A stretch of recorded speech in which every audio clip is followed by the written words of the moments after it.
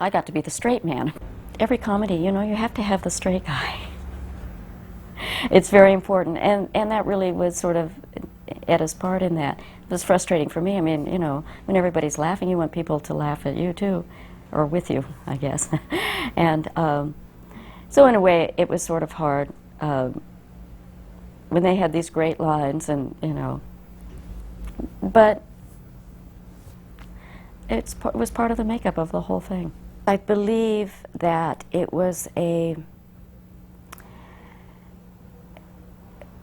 good piece of material to begin with, that it had a beginning, a middle, and an end, that it had the elements, that it had humor, it had romance, it had tragedy, it had everything in a very nice meld.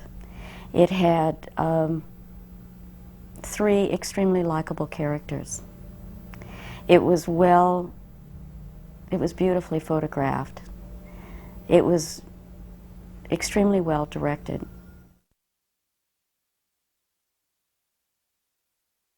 I don't think that you think about creating an effect.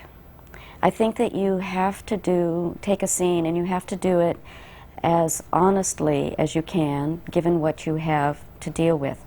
You do whatever you have to do, and you hope that it has the effect that you want. And that was what was aimed for in that scene. We totally wanted the audience to be totally surprised at the end of that scene.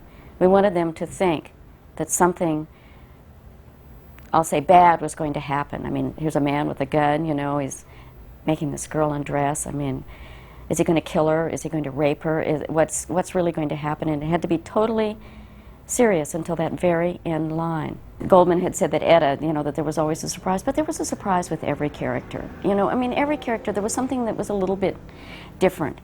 You know, the most romantic scene that I have is with Butch, and yet I'm Sundance's girlfriend. Sundance, who is supposedly the killer, you know, is afraid, you know, can't swim, you know, and is afraid to jump off the cliff at that moment. So it was a very nice meld of taking these characters, and there were surprises in all of them.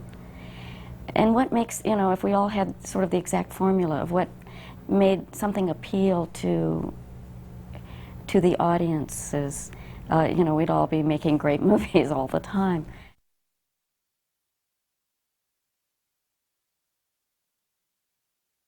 There were 5 or 6 cameras. There were only 4 camera operators. And Conrad said I could operate this camera. This was not in any kind of a key spot for this particular thing. It was an Aeroflex on a McConnell head. I mean, you know, I was just panning across. I had this fantasy of becoming the first woman in the camera union or something, because there weren't any women at that particular moment in time. And I practiced this and practiced doing the shot, just panning these guys along the railroad track. It evidently, I feel very naive, and it was not very bright on my part, but it evidently was upsetting to several people. One of them was the director, who chose not to say anything until after the fact to anybody.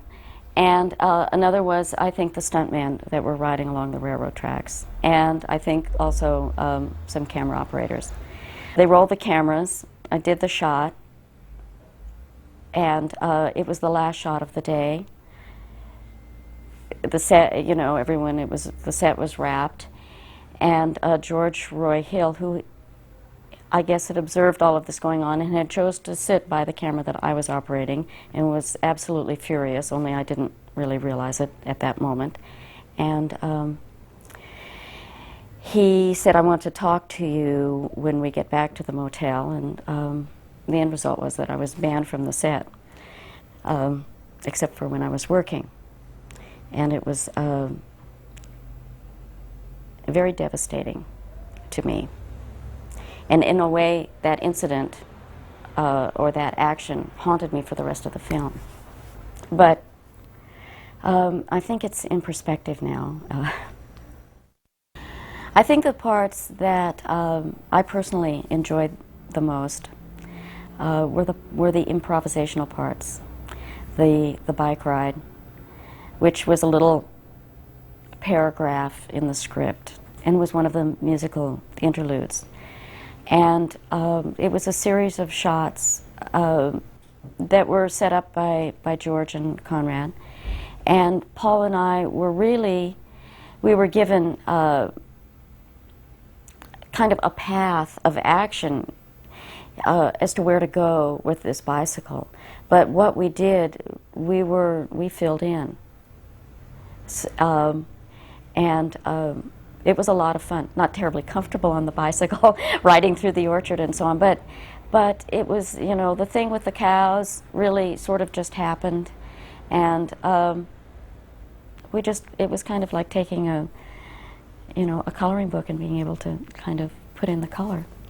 And the other, you know, and then down when we were shooting in Mexico and doing the Bolivian sequence, and there was another sequence like that. Anyway, I enjoyed those parts the most.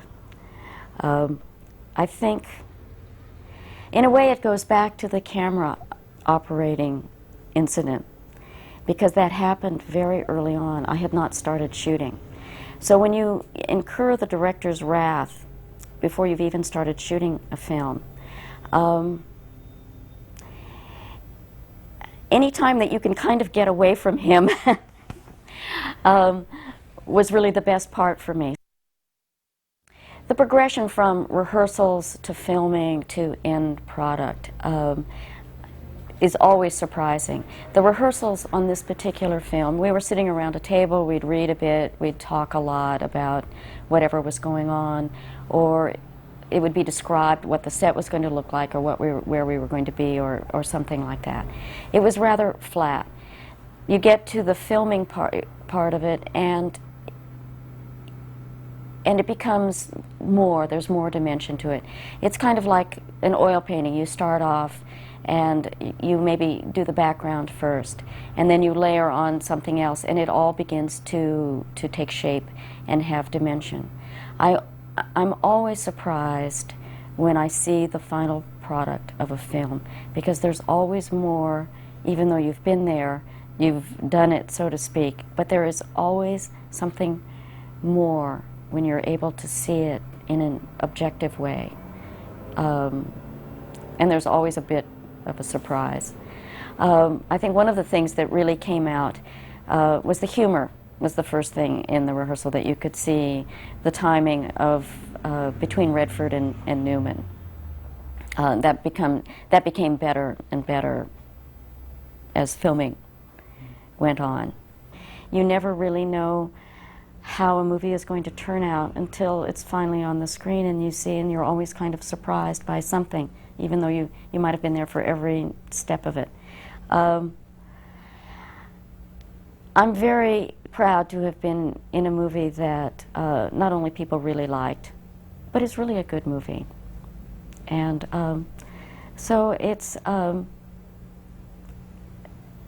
so now I like this movie a lot.